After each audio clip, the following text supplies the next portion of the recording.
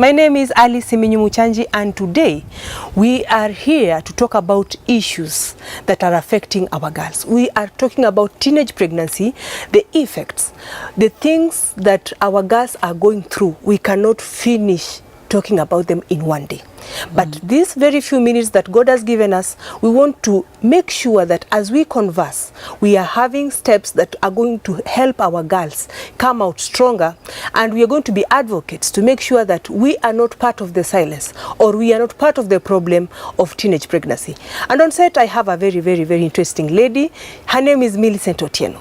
She is an advocate for peace, and she's doing so much to make sure that we are coexisting in peace in our societies, and making sure that our girls and our women have better environments so that they can coexist and grow economically, they can grow professionally, and in all spheres of life. Millicent is that advocate. And today we are talking about teenage pregnancy. Welcome to the show. Thank you very much. I'm happy to be here. We have just been looking at the insights, and you know, this problem is like, it is growing. Yeah. It's like there's a huge giant in the room, but everyone is fearing to talk about it. Yes. The statistics are out. Our girls are pregnant. Yeah. And COVID-19 made the situation even much worse. True. Millicent, who is impregnating our girls? Wow. That's a good and tough question. Who is impregnating our girls? And actually, as you rightfully say, COVID-19 has exposed our underbelly as parents, because this impregnation of girls is happening right under our roofs, right below our noses. It is our sons. In some cases, we have seen a brother has impregnated the sister.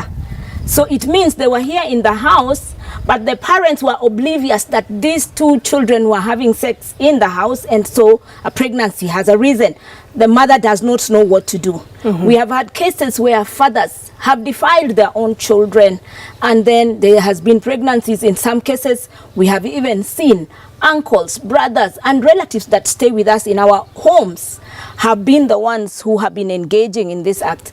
However, there are also other cases where there have been, outsiders who have also impregnated the girls. But in general, I think where I find there's been an area where we should have focused more is that these pregnancies were happening in our houses. As mothers, how comes we probably were not able to predict this? And then after it has happened, what do we do with these girls? Girls who are 10 years old, 13 years old, and they are already pregnant. They are mothers. And yet they are still children.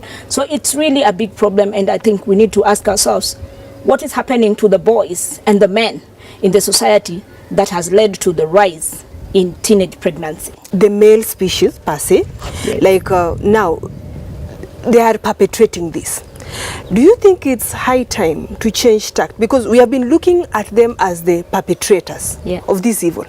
Is there a way we can now bring them on board? Because we are like fighting this, but as a women thing. Yes. What can we do? And especially on the issue of changing tact. Yeah.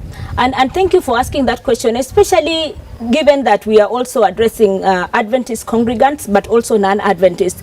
We know that we have the End It Now campaign. And one of the proposals from the conference, the global conference, was that we need to change even the name. It starts with changing the name. Instead of just End It Now campaign to target violence against women and girls, they were saying it should target boys, men, women and girls, and even the children who are still unborn. Because you know the story of Elizabeth in the Bible. The fetus in her stomach was already classified as a child because there was breath of life. And so I see, even as a person who is working with the civil society, we have been trying to engage the men. We had the He for She campaign, where we were engaging the men, and we are talking with the border riders and asking them, this could be your sister. Because in some cases, not all of them have been engaging in the sexual activity with their sisters, but they are protective of their sisters. So how can we turn these people who are caught up in this vice to become our champions and the guardians of the girls? They become the protectors of these young girls. That means we have to now target our education to also not just speak to the girls, protect yourself, do this and do that, but also ask the men, how would you feel if this was happening to your child? How can you be then a better mother and a better father? So again, it has to be collective. The men must be in the forefront in championing to see that the girls are protected somehow, you know. As much as the women also have a role to play, I think the overemphasis on one gender over the other is where we missed the strategy. Okay. We need to engage both. Very, very good insights. And of course, we are talking about countering the silence. Yes. We are speaking maybe to a young girl at home who is pregnant. Yes. We are talking to a mother whose child is pregnant. We are talking, and there's a father who's watching, whose child is pregnant. Now, where do we start from? Like, my child is pregnant, where can I start from? Again, I want to say that the programs are there, the ideas are there, but the actualization has been a little bit challenging.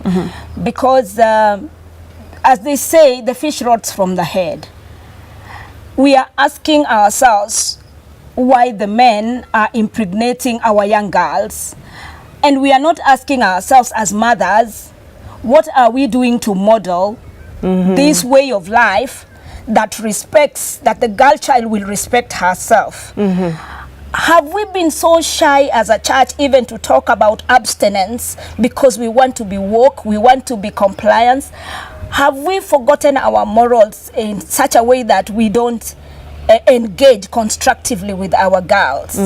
Because I believe that how we bring up our girls and how they relate with each other has also affected, and how we relate with our children. And fathers, for example, have abdicated their roles as fathers, although, you know, society sees the girl child as the best friend of the father. The father becomes almost like the first love, and so they look at the father, and if the father behaves in a manner that is not modeling a way of life that shows respect for the girl or for the body of a woman, then it does not matter what kind of training we are doing. Children learn from seeing.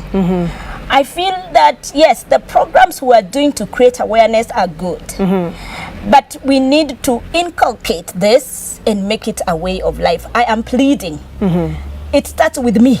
It starts with my husband. It starts with my boy child. If I have a boy, am I bringing up this boy to respect the body of a woman and to respect that this is a minor? You know, so I guess that's where we need to now put more emphasis. We need to say minors are off the hook. And we also need to go back to the place of morality. You can't just use your body the way you think you want to use it, because we are children of God, and the Bible says your body is the temple. So as we teach our children and we model, because they will look at us, our girl children will look at us and say, Mom, you said my body is the temple of the Lord, but you are not handling yours as the temple of the Lord. How do you expect me then to do this? You know, so again, another thing that we need to do, let us strive to provide for our children. We provide. Because the statistics you talk about, sadly for us, we have had cases where some girls have got pregnant because of sanitary towels. They went to have sex. They want sanitary towels. The church has to speak about this. The ministry of compassion has to be realized, and it must be holistic. Let us involve the men and the women. The clergy. You have a big role. You have a voice. So let us not perpetrate this within the church. Preach water and take wine. Let us journey together. The transformation will come. And if we put God at the center, because we have left God, you know, we are doing things by our own intelligence, intellect, and we think we know. But it is only by the grace of God, it is only through the Spirit of God that we can really be upright in our way of life. And that will help our children, our girls and our boys. Thank you so much, Millicent. Yes. It has been a very, very good conversation between me and my sister Millicent. It cannot just be silence. It will turn into silence if we decide to. We have a role to play. you, the parent, the clergy, everyone in the community has a role to play. And we've just discovered that it starts with a very, very small step. Learning to respect our girls. They may be very naive, they may be very small, they may not understand it now, they may be caught up in the infatuation, but you have a role to play, especially the male person, to tell that child, no mama, this is not right.